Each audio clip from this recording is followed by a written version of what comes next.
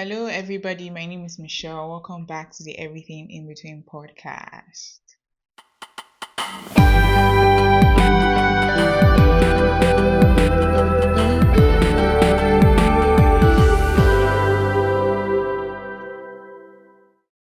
It's been a long time. Actually, not. It's just been 3 weeks. A new episode was meant to come out last week, Saturday, but I don't have an excuse. But thank you guys for sticking with me. Actually, I know I actually do. I think I was feeling overwhelmed, and I don't know if you're like me and when you feel overwhelmed, you just leave everything. Yeah, I was feeling a bit overwhelmed with a lot of things, and I think I had something to do, and I was just like, man, I'm not doing this. So I was like, you know what? For the rest of the year, I'm on a mission to get us to 200 subscribers before the end of the year. And you may ask me how am I going to do it? I don't know, by the grace of God, I'm going to do it. But also, I'm going to release a new episode every week for the next 4 weeks till the end of the year. I think we have 4 weeks before the end of the year. So yeah, I'm going to release a new episode every week till the end of the year until we reach, hoping that we'll reach 200 subscribers. So if you are seeing this on any social media platform, please check us out, subscribe to our channel, and yeah, stay tuned for a lot more that will happen in the future. Um, I don't think I think I released an episode at the beginning of November, and after that, this is our next episode. But how was November? I don't know. How's November for you guys? If you are watching this before the end, when is this episode coming out? This episode is coming out on the last. What's today's date? 27th. So this episode is coming out on the 29th. So if you are watching this on 29th or 30th, how was your November? And what are your plans for December? Are you doing Dirty December? Actually, no, I like to call it Clean December. But are you doing this Dirty December? And also, there's like a conversation coming up about this Dirty December, considering the state of Nigeria. I feel like a lot happened in Nigeria within the last 1 month. Basically, the month of November first started with like marital crisis and just a random advice. I genuinely don't believe that somebody that's below 21 years of age should be getting married, male or female. But I would actually mostly say female because I've never seen boy child marriages. Now, I don't know if they exist. I mean, they may exist in certain tribes and cultures. I've just never seen it. Mostly what you see is girl child marriages. And I strongly believe that a child that is not up to the age of 21 should not be given out in marriage. I don't care your rhetoric, I don't care your like question. I don't see any reasoning behind it because I'll take myself for an example. I'm 20 years of age. You can't tell me that I'm going to be getting married next year. As well, hello. Like even if I did a 4 year course, right, and I graduated, my mates are graduating at the age of 20 or 21 actually. You are still clueless after university. Sometimes you don't even do or follow the course that you studied in university. So getting married, like I say married, getting married before you're 21, it's a bit, especially like if you're marrying somebody much older. Like I'm sorry, but it doesn't make any sense to me. I'm also a bit iffy about like gi- gigantic age gaps. I'm talking more than 30 years. Like, come on, now. Come on, come. It's like marrying your child. I don't know if that makes sense, but yeah, I don't support child marriages. I feel like it is an evil thing to do, especially when you're marrying girl children below the ages of 15. They're literally marrying them at the age of 12, 13, and they basically end their future there because they become wives, they stay at home moms, like they're just giving birth to children. And this it's never for a good purpose, to be honest, because if you check the demographic,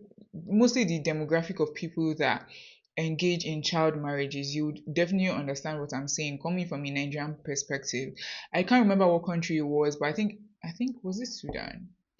It was an African country that they passed a law against child marriages, and 24 hours later they reversed the law because the legislators believe that the men, Adam, believes that it shouldn't be a law passed because of course they want to go ahead to marry girl children, children that are minors. Even when they say, oh, somebody that's 18, it doesn't matter. At the age of 18, what changes is just like literally you're 17 the day before and you're 18 now, all of a sudden you are legal, yeah, you are on your own. No, that's not how life works. So generally I believe that you actually become a full adult when you actually cross 21, because by that time you may have been in uni, you may have been done with uni, maybe experiencing a bit of life here and there. That's when you can now say, okay, I'm a full blown adult. Now back to the dirty December conversation and do like basically the state of Nigeria right now. If I don't even know how to explain this thing, but basically, if you are not up to date with news as a Nigerian, let's just say you're someone who doesn't care about your country. There was mass kidnapping in the Niger State, 303 students, 12 teachers. Apparently, 50 students were able to escape. There was an attack in Kwara State in a church. Um, and there has been like a huge, long standing killing of people, especially in the northern side of Nigeria. And now there's a debate whether it's actually a genocide or not. I don't know where that debate is coming from, but as someone who grew up in the north, I would say I grew up in the north because I've been to more northern states than I've been to anywhere else in the south, right? I had like I know people that grew up in the north, people who have had to, especially people who grew up in like southern Kaduna, who have had to undergo certain trials and tribulations because of their faith. I've literally been to like Kaduna, like I can't remember the exact city or like village in Kaduna, but I remember going there once for like a prayer convention, right? Those were not roads that people would advise you to ply, basically. So a lot of people are acting like this is a bit new. It's not new, and it's something that people in the north have had to go through for years. What is even baffling me is that when it now happened to become a bit closer to the south, like it happened in Kwara State, and people are like, oh, this is 5 minutes away from 5 hours away from this place. It is 4 hours away from Lagos. It is 6 hours away from this. Is it? So are you trying to tell me that all this while it was happening in the north, you played a deaf ear because you're like, it's quite far from me. So there were bombings and killings in Abuja far back as when, like I was a child. I remember when they bombed Banex Plaza. I was a child. I can remember fully well. There are different places that this has happened, like have to happen in Nigeria at different points in time. But it's a bit weird to me that people only pay attention to this now that it's coming closer to them. It's almost like when it was happening to all those other people, it didn't matter. And another thing is that of course there has to be like not protest, but like a what's the word? What's the word I'm looking for? People voice out their opinions on social media, right? But beyond the hashtag, like what actually can we as Nigerians do? Because I've come to realize that every time there's a problem on social media, best believe that everyone is going to come out, use the hashtag. Let's say a week, give it a week. It has died down. Give it a week, maximum 2 weeks, maximum a month. Nobody remembers it. Something else comes up, and now everybody's like, oh, this, oh, that. Like, do you get like now something else is trending on TikTok about like a scam thing? Now everybody has somewhat forgotten what has happened. Now everybody's talking about, oh, as in Nigerian, why we basically that. So beyond these hashtags, what's something that we as Nigerians can actually do to better our country? Because and people are always like, oh, they want people with voices like celebrities and everyone to speak up. But I genuinely believe that when it comes to fighting for Nigeria, as a Nigerian, speak up by yourself. Don't wait for other people to speak up because you know something. As you're waiting for all these other people to speak up, right? Because you are forcing them to speak up, sometimes it may not exactly affect them because these people move with mopo, they move with bulletproof vans. Like these are not people that live day-to-day lives.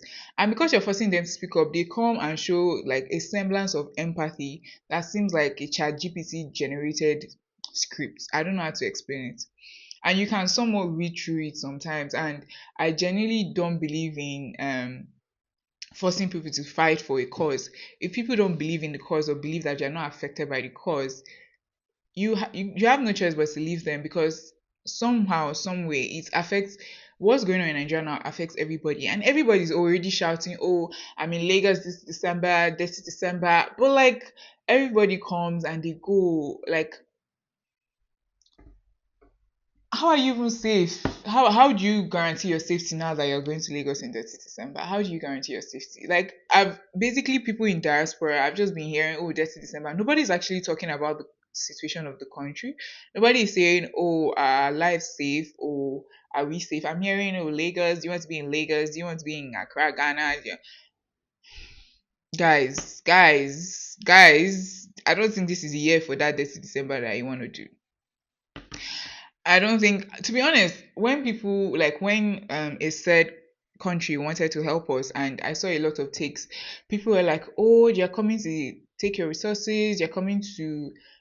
I mean, if you look at history, I mean, history is very important. You recognize patterns, and if you are coming from that point of view, I very much understand you, because of course you recognize patterns. The patterns have never been that great, but if you're coming from a point of, oh, they're coming to take your resources, they're coming to do this and that, a lot of people will tell you, but I have never benefited from these resources that you're speaking of. So how does it really affect me like that? Do you get? I saw a lot of hot takes on Twitter/X. A lot of people were like, you guys are saying they're coming to take the resources, but has it ever benefited me or my family? Have I ever reaped from these so-called resources that you say there are? Because Nigeria actually is blessed with a lot of resources, especially the northern part of Nigeria. Boy, oh boy, there are a lot of resources there. You just need a quick Google search and you see that Nigeria, northern Nigeria has an abundance of resources. Fash oil, like, forget about oil. When you go there, you see rare minerals, like things you wouldn't find easily in other parts of the world. They are there. And you beg the question, is that why that part of Nigeria is being attacked a lot? That's for political analysts to answer, to be honest. That's basically political analysis. But I feel, as Nigerians, there has to be something we can do, because at this point it's giving, you either live with it or you just escape from it. Like, because every other person will tell you, oh, you might as well just japa, you might as well just leave the country. But 200 million people cannot japa from a country. So what now happens to the other people? And people say this, like, Japan is not cheap. You need at least a good, like, you need standard, meaning, like, to Japan you need standard 20M. I'm talking starter level, especially depends on the country you're going to, depends on, like, if you want to just Japan and not be have to like hustle immediately you land, you need minimum 20M. How many people in Nigeria can like afford to just dash that out and leave the country? I think, what was the analysis CBN gave, that only, I think, how many percent of people have 500K in their accounts at the moment in Nigeria? And it begs the question that, okay, so the life we are living on social media, is it like the reality of a lot of people?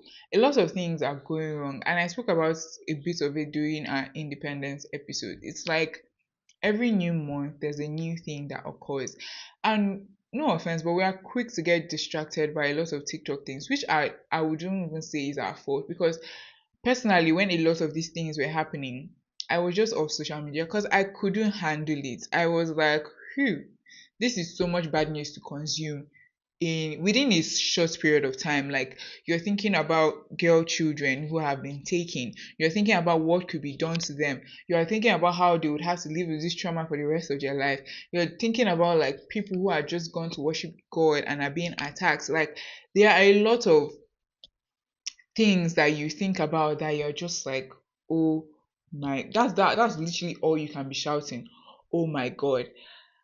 And again, who are you even going to hold accountable? Who are you going to hold responsible? Because at the end of the day, when you're done talking on social media, that's all you can actually do. Because if you stage a protest, I mean, you kind of know what will happen.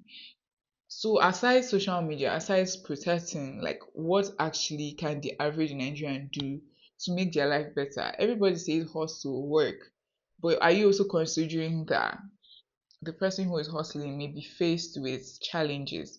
They are faced with like poor remunerations, poor living conditions. Like it's not that excuse me, it's not that straightforward or that easy as a quote unquote Nigerian. And I genuinely believe that there are different aspects to this thing. I don't think it's something like I see a lot of hot takes on social media, but I genuinely think it's not that straightforward. It's not that direct. Like there are many crooked paths you have to follow to achieve like a goal or a specific answer, because this thing is definitely not straightforward. It is much more than just what average people say or average people think. And a lot of, I don't know, I think a lot of it is born out of ignorance. um yeah, ignorance that you don't exactly pay close attention to what's happening in your country until it comes almost close to your doorstep and you're like, oh, wait a minute, this is coming closer towards me, that kind of thing. Because it has been happening for years and years, years and years. It has been attack on like religious, like there has been like bombings. Like I remember when there was like killings in Benue State because it wasn't close to Lagos. Nobody was so. I don't know. This thing is funny, Sha. It's funny because fun fact, I've never been to Lagos, which is crazy when I tell people. But my mom says we went when I was 4, 5. I have absolutely no memory of it. But since I gained consciousness, I've never been to Lagos, and people were always like, and I'm like, you do realize that Nigeria doesn't revolve around Lagos, right? Like Lagos is the smallest state in Nigeria, the smallest. Nigeria really doesn't revolve around Lagos. Like I think people who live in Lagos, they need to step outside for it. Just step outside, touch other, like go to other states, touch grass in other states, so that you actually come to realize that Nigeria doesn't revolve around Lagos. Things happen other places in other. Because you hear some people be like, "Oh, that's a state. Oh, that exists, my darling." It does exist. Also, there was a call to action, basically, I think in South Africa, basically gender-based violence call to action. And one thing I've come to realize is that there's always justice for a fellow woman or a fellow girl child. And it's very scary. It is a very scary thing because you come to realize that let me tell you something. The most reported topic I've had on this podcast is about gender-based violence. I spoke about it in season 1 once or twice. I spoke about it again this season 2. I think one of the first 4 or 5 episodes. I'm speaking about it again because it's such a recurring thing in our society, and a lot of it has to do with like the rewiring of masculine Homo sapiens brains. I genuinely believe that children should be taught from when they are young about respect. There's no reason why you should raise your hand on a fellow human being, a fellow woman, because of whatever reason. Like it doesn't make sense to me. Women are being killed almost every other minute, almost every other day, for no, just like there's no reason. I don't even know. I feel like, and almost, if you actually check the statistics, almost every month there's justice for a fellow woman. Almost every month in Nigeria there's justice for a woman who has either been killed by a partner, a spouse, a random person. This November there was also justice for a little girl who was molested. I mean, it happened in 2018, if I'm not mistaken, or 17, but she never got justice because her perpetrators walked free. They walked the earth free, knowing what they had done to this little girl. How old was she? She had barely. I don't think she was up to 16 when she passed away. You wasted a child's life because of your I would say stupid self because of your lack of human decency, because of your lack of common sense. I heard the case has been reopened, but then again, Nigerians have shifted their attention to something else. You see, when I say that we can't sustain, something always comes up to distract us, because at first it was justice for her, but now it's something else. Even before that, it was also something like, I'm just like, I mean, Nigeria is a large country, so many things happen all at once. But sometimes I wish that we start a course and we finish it to the end. I do hear, or I have seen, that the case has been reopened, but there's no follow up. We've not heard what has happened to the the child producer. Hey, we've not heard what has happened to the perpetrators, the father, the son, what has happened to them. How are they being locked up? Are they being like persecuted? Generally, I believe that when it comes to gender based violence and the R word, what starts with R, I believe they should receive the highest form of punishment. I mean, the peak punishment. If you know what it is, you know what it is. Like the highest capitalist punishment. You should not even be alive. That's what I mean. That if you not clock it, that's what I mean. Yeah, they shouldn't be alive. They shouldn't be allowed to walk the face of this earth. People talk about forgiveness, but there are some inhumane things that you do that you should be feared. Yeah, you are basically taking a life, so yours should also be taken. I believe that. I genuinely believe they should face the same consequence as those who take people's lives. That's what they should. That's what they should face. I genuinely believe that's what they should face. I don't know what is the hope for Nigeria. I don't know where the country would be. I don't know. But I hope that one day we would actually wake up from our slumber. We wouldn't take bags of rice as bribes. We wouldn't take 5,000 naira, because 5,000 naira can't buy you anything. We wouldn't take that and chuck it in our pocket and turn our eyes away. We wouldn't depend on religious sentiments, tribal sentiments. Oh, he's from where I'm from, so I mean he will do a good job, but is he actually competent? Can he actually do the job? Oh, he's from where I'm from. That's all that matters, really. Even up until this day, there are people that would defend their oppressors just because they come from the same tribe, which is mind blowing to me. It's something I don't want to understand it. I can never understand it. I can't, because personally I'm bi-tribal, and for the life of me, I do not care if you are from my state. I genuinely, like, when I'm meeting people, when I engage in everyday interactions, I'm not asking you or where you are from. I really, who are you as a person? I really don't care what state you are from. It adds nothing to me. It absolutely adds nothing to me. So I cannot be having to deal with that oppression and now be considering, oh, this person is from me.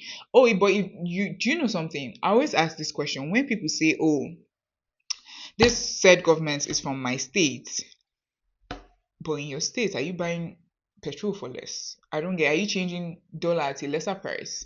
No, like, I always ask these questions because I'm genuinely curious. You see that when the rest of us are buying petrol for however how much it is, you're buying petrol for 200 naira per liter.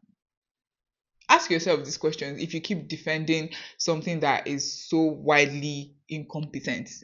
You are saying, oh, they're from the same religion as I am. So are you so blind? Are you so covered by religiousness that you can't see, you can't think beyond the the day that Nigerians move out of tribe and religion is the day Nigeria will move forward. Mark my words.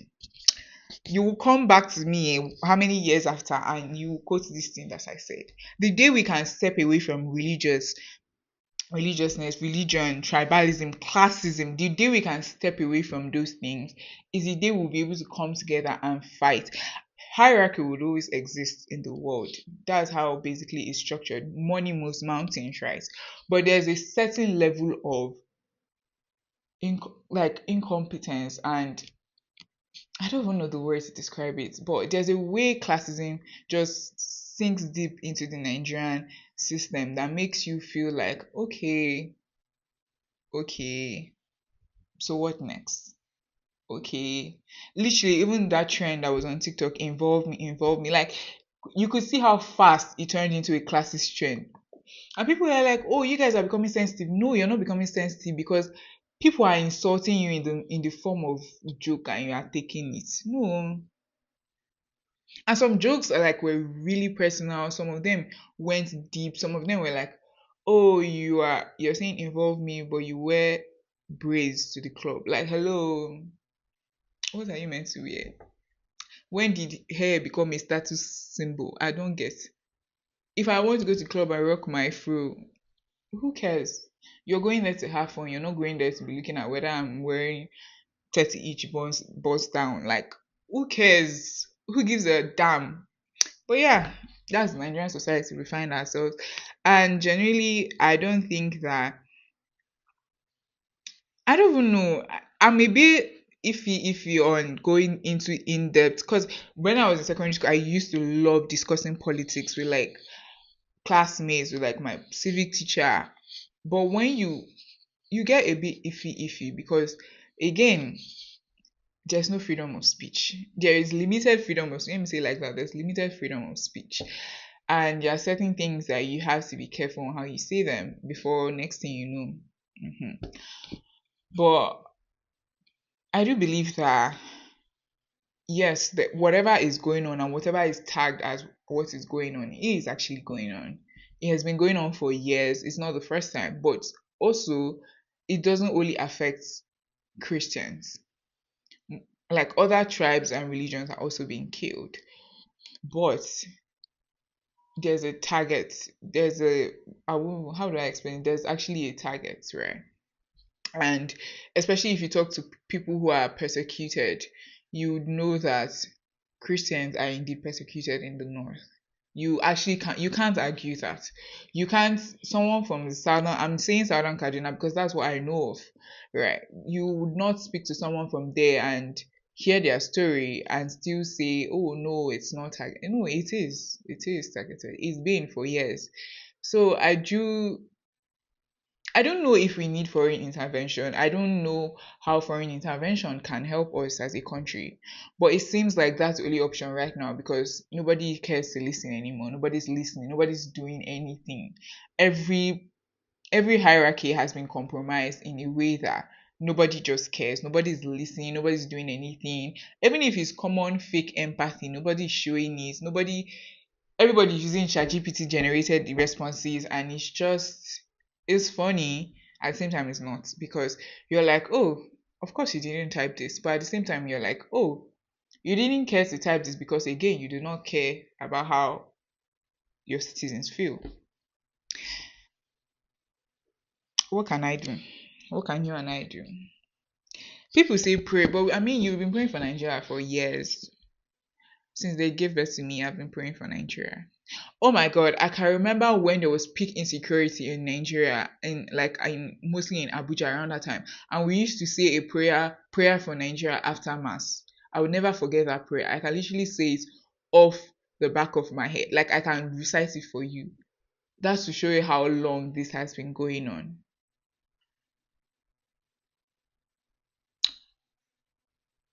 Yeah, do with that as you may. Actually, do with that as you may. But one thing is certain: I hope if you are an ignorant Nigerian, I hope you've come to terms with reality that, to be honest, anything can happen, and it doesn't have to be 5 hours away from you to realize that.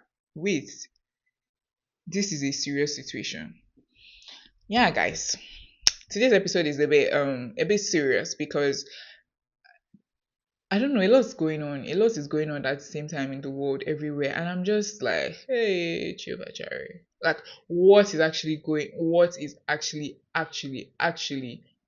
on? What is happening to us as a people, as whew, it's actually a lot. Like a lot is going on. And I just wish we didn't move so fast away from issues. I wish we as a people could stand together, regardless of tribe and religion, and be like, you know what, let's fight this. Let's conquer this once and for all, not looking at whether, oh, you are from wherever you think you are from, because at the end of the day you are from there because you were just born there. Let's say your parents happen to be in another place, you would have been from there. Like if they gave us your father, or your ancestors basically resided in a specific land, you would have been from that land. So to say, oh, this person is that way because of where they're from is quite ignorant, it's quite hurtful, it's quite painful to see to a fellow person. And I do hope that one day, for sure, one day, hopefully, one day, it may be 10 years, it may be 20 years, it may be 30 years, it may take God knows how long, but I do hope that one day surely in my lifetime, Nigeria will become a good and great country, that we wouldn't have to fight for our basic rights, feeding, security, water, light, housing, like all these things will be common basic needs of life that would be provided, especially security, security of life, security of property, security of health. Like Nigerian doctors were even on strike. Like ASU was also on strike. The education system is failing. The healthcare system has already failed. So I can't even say it's failing. I would even say that firsthand because I know government hospitals that you can go there and they'll tell you go buy your syringe by yourself, the syringe that they're going to use and poke you, or the drip that they're going meant to give you. Like the healthcare system has failed, the education system, the state of public schools, like ASU keeps going on strike. Students that have 5 year courses are now extended to 7 year courses. Like everything is literally failing in the country. This is not the time for oble. This is not the time for la la la la. It's not funny. And it's ironic that everything is happening and December is coming, because once December comes, everybody's like, oh yeah, these people are going to get distracted. You're going to go for this party, that party. I'm not saying don't celebrate December. Of course, like it's Christmas period, the birth of Christ. It's generally a joyous period wherever you are in the world, actually. But at the back of your mind, it's always important to remember the state of the nation, and always, even as on your own path as a person, just make sure that you are doing right as a citizen. You in your office, you're doing the right thing. You are not being mean or condescending to a fellow Nigerian because you think, oh, you're from this tribe. You are not doing certain things certain ways because, oh, this person is not from my religion, or you're not being stigmatic, or like just being mean or being horrible as a person. You are not, you're attending to your clients well, because it's very easy to point fingers at the government, but again, the people in the government are Nigerians. Do you understand me? It's important to also point fingers at as yourself. When you're selling your goods in the market, are you inflating the price like times 4, times 5, times 10? When you're, there's even a whole discourse about the pricing of like certain things, especially when it comes to Nigerian fashion. I genuinely don't understand the pricing for some certain brands. I would love to.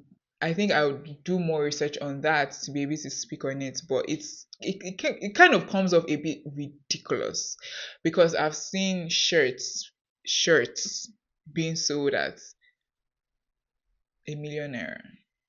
I mean, okay, you tag them luxury brands, but then again,